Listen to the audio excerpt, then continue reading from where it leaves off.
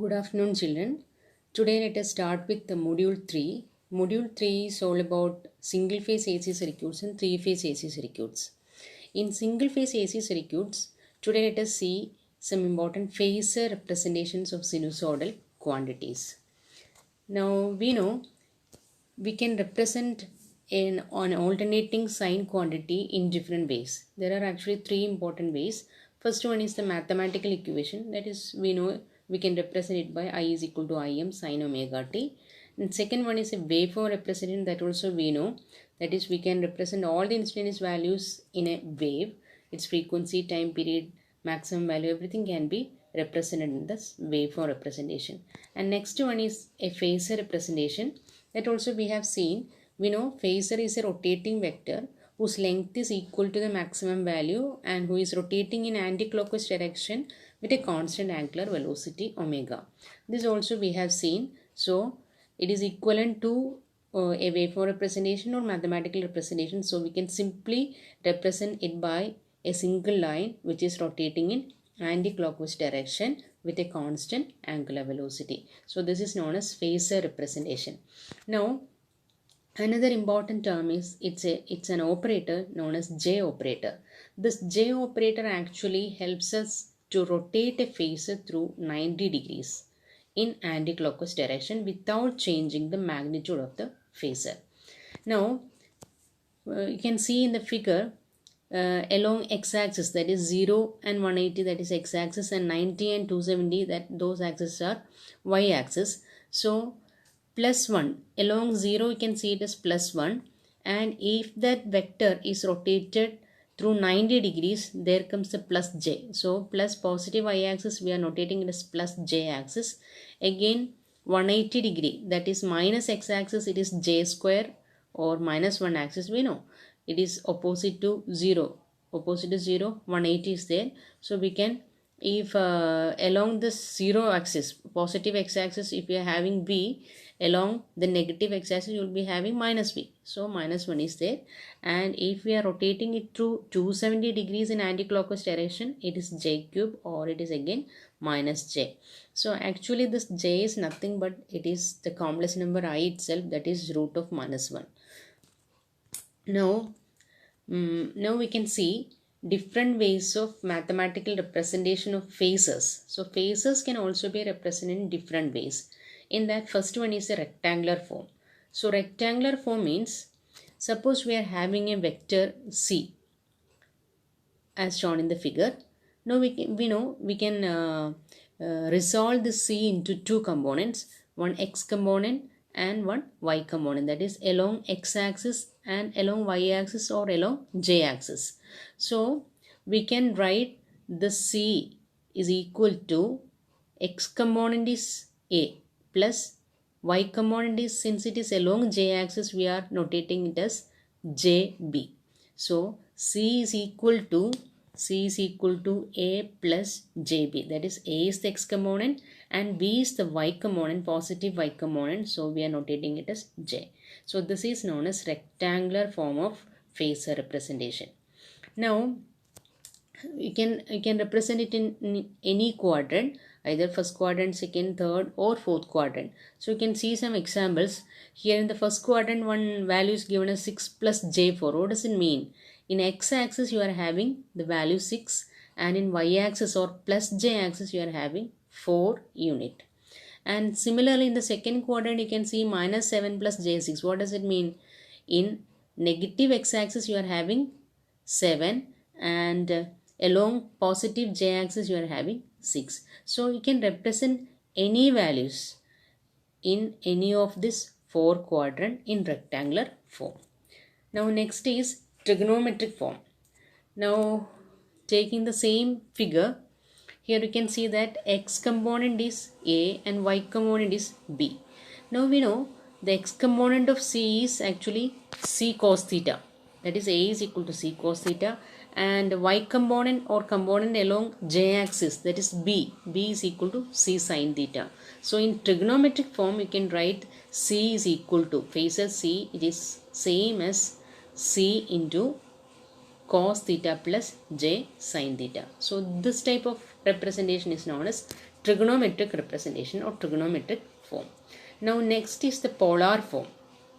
Polar form means simply we are writing the phasor with its magnitude and angle. So you can represent a phasor C. Phasor C is equal to magnitude of that phasor, that is capital C, angle theta. So from the figure it is clear. So we can represent it in polar form. And one more method is also there. It is known as exponential method. Actually that method is not included in your syllabus. So these are the three important representations of a phasor. That is, one is rectangular form, second one is trigonometric form, and third one is polar form. Now we'll see some important terms also, that is phase and phase difference. We know phase means it is a fractional part of time period through the quantity has advanced from a selected zero value. So for that, let us see this figure. In this figure, some values are given: 0, pi by 2 pi, 3 pi by 2, 2 pi, etc. So when time elapses at time pi by 2, or in the x-axis time pi by 2, the wave has elapsed some values. So this pi by 2, pi, etc., they are known as phase. That is from 0.0 value, how much it has advanced after this time period. That is meant by phase. Now here you can see that both these waves, one wave is a voltage waveform and the other one is current waveform. Both voltage and current, they are in the same phase. That means they are starting, their zero positions are in the same zeros, are, that is they are having their zero values at the same time. Then they are having their maximum values at the same time. So we can say that these two waves are in same phase. The wave representation as well as the phasor representation, both are given here. Here both VR and IR, they are in the same phase. Or you can see that in mathematical form, one is Vm sin omega t and the other one is Im sin omega t. Both are having omega t, sin omega t. That means both are in same phase. Now next is phase difference. The term phase difference. When two alternating quantities of same frequency have different 0 points, they are said to have a phase difference. So for example, you can see the figure. Here one voltage waveform is there, that is the blue one is the voltage waveform and the brown one is the current waveform. So both are having different 0 points. So here we can say that current is actually lagging behind voltage by some angle phi. Here phi is given as 30 degrees. So they are not in the same phase. They are having a phase difference of 30 degrees or a phase difference of phi. So that we can represent by using phasors also. So here V equals Vm sin omega t, that is a reference, and I equals Im sin omega t minus phi, because current is lagging behind voltage by an angle phi. So that is why it is given as I equals Im sin omega t minus phi. So this is what is meant by phase difference. If two phases are not in the same phase, they are known as, or they are having a phase difference. Now to be more familiar with this topic, let us see one problem. So how we can convert or how we can calculate the total values of voltages or currents given in any form, polar, rectangular or trigonometric form. So in this case, 4 voltages are given. The voltages are across 4 loads connected in series are given as V1 equals 50 sin omega t, V2 equals 25 sin omega t plus 60, V3 equals 40 cos omega t, V4 equals 30 sin omega t minus 45. So we want to represent it in phasor form and calculate the sum of all these voltages. Now this is a question. So how we can do this? All the values are given, 4 voltage values are given, but in this one V3 is there, V3 is given in 40 cos omega t. We know cos omega t is sin omega t plus 90. So we are just converting it into sine terms. So V1, V2, V3, V4 all are in sine terms. Now let us draw V1 sin omega t. We are taking sin omega t, 50 sin omega t as a reference. So 50 sin omega t. Then V2, how we can represent V2? V2 is actually leading V 50 sin omega t by 60 degrees, omega t plus 60 degree. So you can draw that V2. V2 is leading V1 by 60 degrees. And what about V3?